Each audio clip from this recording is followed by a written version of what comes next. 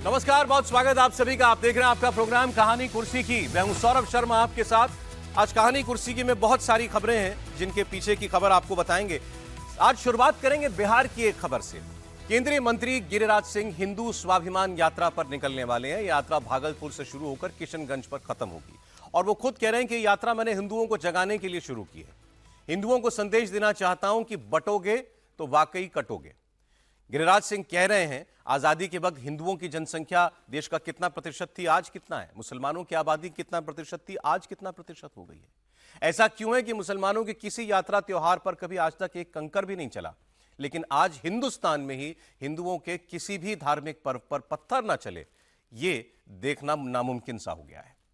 गिरिराज सिंह कह रहे हैं कि मुझे इस बात की परवाह नहीं है कि मैं एमपी, एमएलए या मंत्री हूं। उन्होंने कहा मैं ये पद लेकर पैदा नहीं हुआ था, मैं पैदा केवल हिंदू हुआ था और हिंदू ही मरूंगा।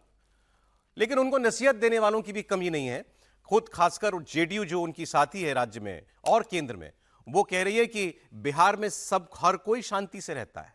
कब्रिस्तान, मंदिर, मस्जिद हर जगह सुरक्षित है। गिरिराज सिंह यात्रा क्यों निकाल रहे हैं, इसका जवाब वो खुद दें। पप्पू यादव से लेकर तेजस्वी यादव, हर कोई भारतीय जनता पार्टी पर हमलावर। और एक सवाल तो यह है कि आखिर गिरिराज सिंह अचानक ये यात्रा निकाल क्यों रहे हैं, इस पर हम लोग बात करेंगे। इसके अलावा बहराइच हिंसा में जहां पर रामगोपाल मिश्रा की हत्या के बाद आरोपी पकड़े जा चुके हैं। अब्दुल हमीद जिसका घर था, जिसकी घर की छत पर यह हत्या हुई, वो भी पकड़ा गया। उसके 2 बेटे पकड़े गए हैं और दोनों बेटों के पांव में गोली भी लगी है। एनकाउंटर हुआ, वो वीडियो भी सामने आया जब पुलिस एनकाउंटर के बाद इन घायलों को लेकर के आ रही थी और उसमें ये दोनों लड़के माफी मांगते हुए नजर आ रहे हैं। लेकिन उससे बड़ी खबर आज यह है कि अब्दुल हमीद के घर पर बुलडोजर चल सकता है। सवाल यह है कि हाल में सुप्रीम कोर्ट का जो आदेश आया है और जो दिशा निर्देश हैं बुलडोजर एक्शन को लेकर के, उसके बाद आखिर ये बुलडोजर कार्रवाई कैसे होगी। कहा यह भी जा रहा है कि इसके पीछे अतिक्रमण की कार्रवाई जो पहले से तय थी, शायद उसको वजह बताया जाए और ये बुलडोजर एक्शन आज भी हो सकता है, क्योंकि अब्दुल हमीद के घर के बाहर नापतोल की गई है और उसके घर पर निशान भी लगाया जा चुका है। मतलब सारी तैयारी है कि उसके घर पर बुलडोजर चलेगा। चुनावी खबरों में उत्तर प्रदेश से खबर है, जहां अखिलेश यादव ऐसा नहीं लग रहा कि कांग्रेस पार्टी की अब ज्यादा सुनने के मूड में है। 10 सीटों पर उपचुनाव होना है, उसमें से 7 पर वो अपने उम्मीदवार डिक्लेयर कर चुके हैं। 8वां शायद आज डिक्लेयर कर देंगे। कांग्रेस पार्टी के लिए वो केवल 2 सीटें छोड़ना चाहते हैं। और इतना ही नहीं, अब उन्होंने महाराष्ट्र का भी रुख कर लिया है। अखिलेश यादव आज महाराष्ट्र की खास तौर पर चिन्हित की गई कुछ मुस्लिम बहुल सीटों पर जाकर के जनसभाएं करने जा रहे हैं, उसकी भी बात करेंगे। हरियाणा के अंदर कांग्रेस पार्टी को अब अपना नेता प्रतिपक्ष चुनना है, क्या वहां भी हुड्डा की ही चलेगी, इस पर भी बात होगी। और उत्तराखंड में यूसीसी को लेकर आज नियमावली पर मुहर लगने वाली है, यह भी एक बड़ी खबर है। इन सारी खबरों की बात करेंगे। मेहमानों से आपको मिलवा देते हैं। हर्षवर्धन त्रिपाठी जी हमारे साथ हैं, स्वागत हर्षवर्धन जी। विजय त्रिवेदी जी प्रोग्राम में आ चुके हैं, विजय जी स्वागत आपका। अवधेश कुमार जी हमारे साथ हैं, सर स्वागत आपका। समीर चौगांवकर साहब हमारे साथ हैं, सर आपका बहुत स्वागत है। और झारखंड से एक अपडेट, एक पॉलिटिकल अपडेट है, वो मैं आपको पहले दे देता हूं। झारखंड में एनडीए में सीट बंटवारे का ऐलान हो गया है। 68 सीटों पर चुनाव लड़ेगी भारतीय जनता पार्टी। झारखंड में आजसू 10 सीटों पर चुनाव लड़ेगी, जेडीयू 2 पर और एलजेपी 1 सीट पर चुनाव लड़ेगी। तो और इस वक्त हेमंता विश्व शर्मा जो कि चुनाव के प्रभारी हैं, वो इस वक्त प्रेस कॉन्फ्रेंस कर रहे हैं। आपको पहले वो सुनाते हैं। कोई जवाब है, ये पूरा जवाब है।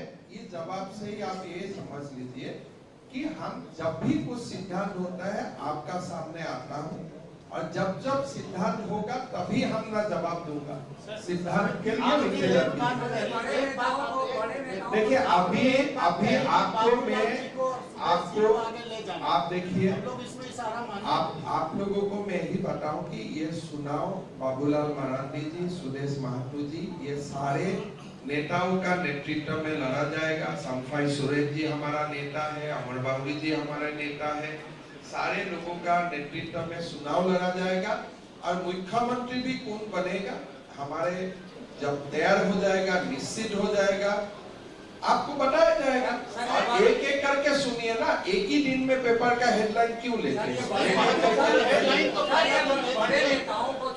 अशोक भाई देखो, इतना ही बात है, जो हमारा पास इंफॉर्मेशन होता है हम लोग शेयर करता है। उससे ज्यादा अब हमें इंफॉर्मेशन मांगेगा तो हम कहां से दूंगा, बताइए। इस पर भी आगे बात करेंगे। हेमंत बिस्व शर्मा चुनाव लड़वा रहे हैं भारतीय जनता पार्टी को वहां, और वो कह रहे हैं कि सारी हेडलाइन एक दिन में क्यों ले रहे हैं। सवाल था मुख्यमंत्री का चेहरा आपका कौन होने चाह रहा है, क्योंकि उधर से तो हेमंत सोरेन होंगे। बहुत चर्चाएं इस वक्त इस बात पर चल रही हैं कि भारतीय जनता पार्टी शायद झारखंड में मुख्यमंत्री का चेहरा दे, लेकिन वो कह रहे हैं आज मैं इसके बारे में कुछ नहीं कह सकता। आइए हम बात करते हैं अब बिहार की, जहां पर हिंदू स्वाभिमान यात्रा निकालने वाले हैं गिरिराज सिंह। और गिरिराज सिंह ने बहुत सी बातें कही। उन्होंने कहा हिंदुओं को ये संदेश अब लेना ही पड़ेगा कि बटोगे तो कटोगे।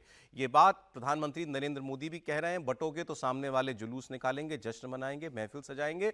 और योगी आदित्यनाथ तो खुलकर कहते हैं बटोगे तो कटोगे। लेकिन तेजस्वी यादव का कहना है बीजेपी अशांति पैदा करने के लिए ये यात्रा निकाल रही है, और अगर इस यात्रा से माहौल खराब हुआ और दंगा हुआ बिहार में कहीं, तो फिर करारा जवाब दिया जाएगा। लेकिन जेडीयू जो सहयोगी है वो भी सवाल पूछ रही है कि गिरिराज जी को यात्रा क्यों निकालनी पड़ रही है, बिहार में तो कोई असुरक्षित वर्ग नहीं है। तो आपको एक एक करके बयान सुनवाता हूं। गिरिराज सिंह, तेजस्वी यादव, नीरज कुमार जेडीयू के, और पप्पू यादव भी बोल रहे हैं कि यह यात्रा नीतीश कुमार के पीठ में खंजर भोंकने की यात्रा है। मुझे लग रहा है कि देश का माहौल वोट के ठेकेदारों ने ऐसा बना दिया है कि हिंदुओं को जातियों में विभक्त करके अगर हम एकत्रित नहीं हुए तो फिर ये कश्मीर की तरह भागना पड़ेगा, पाकिस्तान की तरह भागना पड़ेगा और बांग्लादेश की तरह कटना पड़ेगा। इसीलिए यात्रा है, बटोगे तो कटोगे। हम लोगों को, हिंदुओं को बताने के लिए, एकत्रित करने के लिए, जगाने के लिए यात्रा। मैं सबसे कहना चाहता हूं, कई लोग रास्ते में छाती पीट रहे हैं, वोट के सौदागर।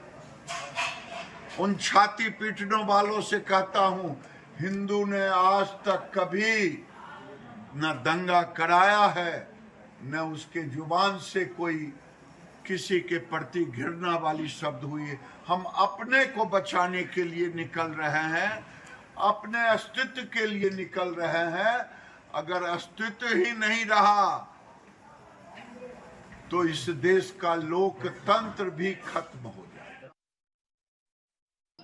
ये लोग पूरी तरीके से अशांति पैदा करना चाहते हैं। संवैधानिक पद पे बैठा हुआ व्यक्ति इस तरह की बातें कर रहा है, जो संविधान की कसम खाता है, वो संविधान विरोधी काम कर रहा है। बिहार जो है बुद्ध की धरती है, अमन चैन की धरती है। यहाँ अगर कोई दंगा फसाद कराने का प्रयास करेगा तो बिहार की जनता उसको बख्शेगी नहीं, और राष्ट्रीय जनता दल चुप होने वाला नहीं है। करारा यात्रा करने का सबको अधिकार है, लेकिन बिना मांगे सलाह है। एक में यात्रा का पूरा प्रारूप और दूसरे हाथ में संविधान का वह शपथ जो संसद और विधानमंडल में लेते हैं कि मैं शपथ लेता हूं कि धर्म जाति से ऊपर उठ करके संविधान की रक्षा करूंगा। तो संविधान के तहत लिए गए शपथ अनुकरणीय है अथवा नहीं, उस यात्रा के फलाफल और कार्यक्रम से ही जनता सब कुछ समझ जाएगी, पहचान जाएगी। तो जैसी बात तेजस्वी यादव ने कही, लगभग वैसी बात ये कह रहे हैं कि भाई संवैधानिक पद पर बैठे हुए गिरिराज जी फिर ऐसी यात्रा क्यों निकाल रहे हैं। लेकिन वो तो पहले कह चुके कि मैं ये पद लेके पैदा नहीं हुआ था, हिंदू ही पैदा हुआ था, और जब मेरे वजूद का सवाल होगा तो फिर मुझे कुछ भी करने से कोई नहीं रोक सकता। सर, लेकिन क्या है कहानी पीछे की, क्यों है यात्रा ये? नहीं, पहली बात तो इसके दोनों पहलू हैं। जो तेजस्वी यादव और बाकी कह रहे हैं कि बिहार शांत है, तो देश का सबसे बड़ा पीएफआई का मॉड्यूल जो है गजवाए हिंद का कहाँ से निकला था?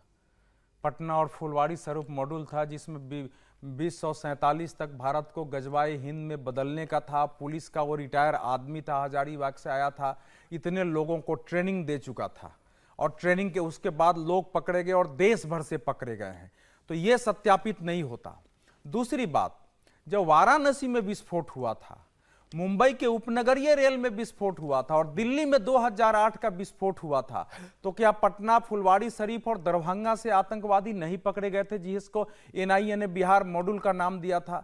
तीसरी बात, जो दुनिया का नामी आतंकवादी यासीन भटकल वो कहां रह रहा था? उसने दरभंगा में शादी की, दरभंगा से लेके वो नेपाल रह रहा था और अंत में 2013 में नेपाल से पकड़ा गया था। तो ये तो बात बिल्कुल सत्यापित नहीं होती है कि एकदम बिहार शांत है और बिहार में कुछ हुआ नहीं है। आपको ऐसी अनेक घटनाएं बता सकते हैं और एनआईए की जो फाइल है उसमें एक बिहार मॉड्यूल ऑफ टेरर, वो पूरी मोटी फाइल है जिसमें कोई भी जाकर के पढ़ सकता है। तात्कालिक वजह क्या है? तो तात्कालिक वजह तो देश में जो स्थितियां हो रही हैं, देखिए जहां से वो यात्रा आरंभ कर रहे हैं वो पूरा क्षेत्र जो है, किशनगंज है, पूर्णिया है, कटिहार है, मधेपुरा है, सहरसा है, ये सारे क्षेत्र, फारबिसगंज, अररिया है, ये सारे क्षेत्र सीमावर्ती क्षेत्र है और वहां ये समस्या पहले से रही है। 80 के दशक से वहां रामचरितमानस के पाठ, जुलूस निकालने पर अघोषित प्रतिबंध रहा है। हिंदुओं की संख्या जैसे जैसे बढ़ी है, मंदिरों से लाउड स्पीकर हटाने की रही है, समस्याएं हुई। अभी तो कई राइट्स हुए हैं किशनगंज और पूर्णिया में। इसलिए इससे तो मैं सहमत नहीं हूं कि बिहार में पूरी और दरभंगा और बाकी क्षेत्रों में बीच में भी कई घटनाएं हुई हैं जिसकी चर्चा की जा सकती है। बहुत भयावह घटनाएं हुई है रामनवमी के जुलूस के समय और दुर्गा पूजा के समय 2 साल 3 साल पहले, पिछले ही साल हुए हैं। इसलिए वो तेजस्वी यादव की बात से सहमति मुश्किल है वहां। लेकिन गिरिराज जी एक कैबिनेट मंत्री हैं, यात्रा निकाल रहे हैं। किसी को भी अपने समुदाय के लिए जन जागरण की दृष्टि से यात्रा निकालना, उनके बीच जाना, खतरों के प्रति संचेत करना आवश्यक है, लेकिन उनके पास फिर फॉलो अप प्लानिंग भी होना चाहिए। क्योंकि जब आप यात्रा निकालते हैं तो जो सामने कोई विरोधी होता है वो तो ज्यादा सतर्क और तैयारी करता है। आपकी आगे की क्या तैयारी है, पहला। दूसरा, मेरा इस समय मानना है कि हिंदुओं के बीच तो जाने की निश्चित आवश्यकता है, लेकिन मुसलमानों के बीच भी जाने की आवश्यकता है कि उनके साथ भी बातचीत करके कि ये कैसे हो रहा है, क्यों हो रहा है। पहले जहां जुलूस निकलते थे, अब भागलपुर में जुलूस रोक दिए जाते जहां से वो निकाले गए हैं।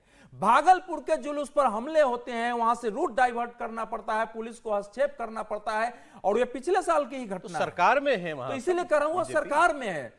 तो ये यात्रा निकालें, अवश्य निकालें, लोगों के बीच जाएं, लेकिन कैबिनेट मिनिस्टर होने के नाते मैं तो कहता हूं उस क्षेत्र की मस्जिदों में भी जाइए, मदरसों में भी जाइए, उन लोगों से भी मिलिए, बात करिए कहां समस्या। खुलकर कह रहे हैं कि सारे मुसलमानों को पाकिस्तान चले जाना चाहिए था। आप कह रहे हो मस्जिदों में जाकर बात करें। ये होना, ये सब बातें जो हैं उनकी भावना से कि भाई हिंदुओं को जागृत होना चाहिए, मैं हिंदू के रूप में पैदा लिया हूं, हिंदू के रूप में ही मरूंगा, ये बात सेकुलर खेमा बोलना बंद कर दिया था। इन सब की तो मैं प्रशंसा करता हूं, लेकिन इतने बड़े नेता को, ये कैबिनेट मिनिस्टर को, हमारे मित्र भी हैं सुन रहे होंगे, पूरी योजना के साथ और इतना ज्यादा तामझाम के बजाय एक दूसरे तरीके से जिसका पॉजिटिव भी मैसेज आए और दूसरे पक्ष में उसका बाध्यकारी दबाव भी पड़े, ठीक है, उसके साथ निकलना चाहिए। और उसमें दूसरे समुदाय को भी, वहां सिख समुदाय वो ये भी कह रहे हैं कि बौद्ध भी हैं, वो सबका साथ लगे। तो बौद्धों के मंदिर पर ठीक है सर, उनका ये भी कहना है कि इसको चुनाव से आप बिल्कुल ना जोड़िए, मेरा चुनाव से कोई लेना देना नहीं है इस यात्रा से।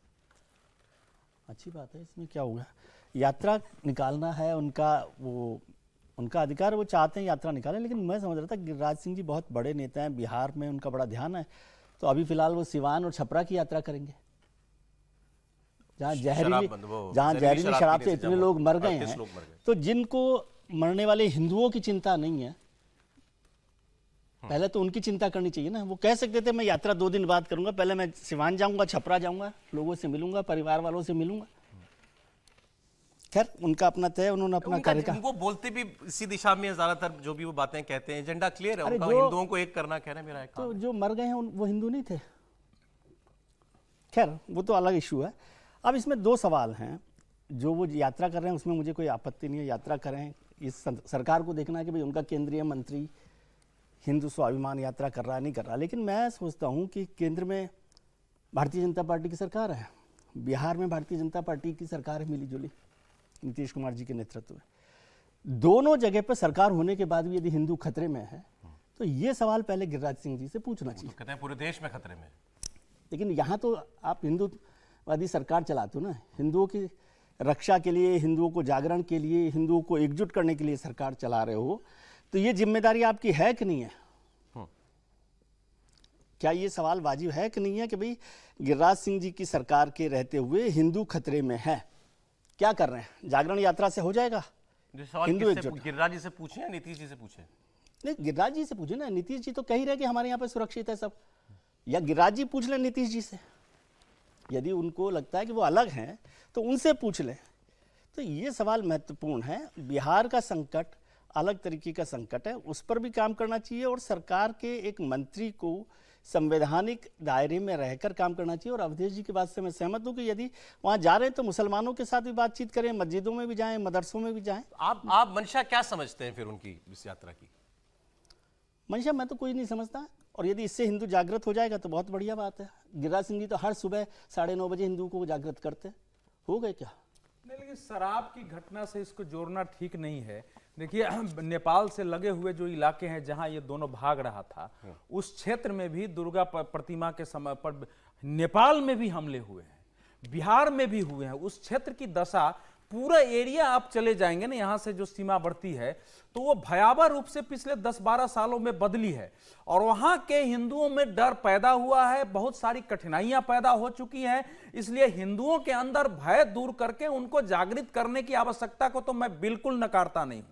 वो स्थिति वहां पैदा हो चुकी है, चाहे मोतिहारी हो जो राधा मोहन सिंह का क्षेत्र है, पश्चिम चंपारण हो, सब क्षेत्रों में, वहां से सीतामढ़ी में दंगे हुए हैं जो नेपाल से लगे हुए इलाके हैं, और तनाव हो रहा है। तो इसलिए ये नहीं, आपके जहां भाजपा का या राज हो वहां ये कट्टरपंथ नहीं होगा, ये हम नहीं मान रहे। उत्तर प्रदेश में जो हुआ है, आखिर ये थोड़े है कि सरकार के पास लॉ एंड ऑर्डर को नहीं संभालते हैं, लेकिन हो रहा है, तो उससे इसकी तुलना नहीं। तो मैं एक व्यापक परिप्रेक्ष्य में बोला हूं कि इस समय मुसलमानों के बीच भी जाके समझने की जरूरत है कि आखिर उनके अंदर इसको क्या आप भाव बीजेपी है, का वो पत्थर जमा कर रहे हैं। बीजेपी का अपना बिहार में पॉलिटिकली हिंदुत्व का एजेंडा असर्ट करने के तौर पर तो नहीं देखते इसको? नहीं, वो भी एजेंडा है और होना भी चाहिए। इनके बिहार बीजेपी में भी मांग थी कि बीजेपी कहां बैठी हुई है, आरएसएस कहां बैठी हुई है, जो कुछ हो रहा है उसमें खड़े क्यों नहीं हो रहे हैं, वो सारी परिस्थितियां वहां थी। तो उसमें इसीलिए मैंने उसको केवल व्यापक परिप्रेक्ष्य में कहा है। ठीक है सर। त्रिपाठी जी कैसे देखते हैं यात्रा को?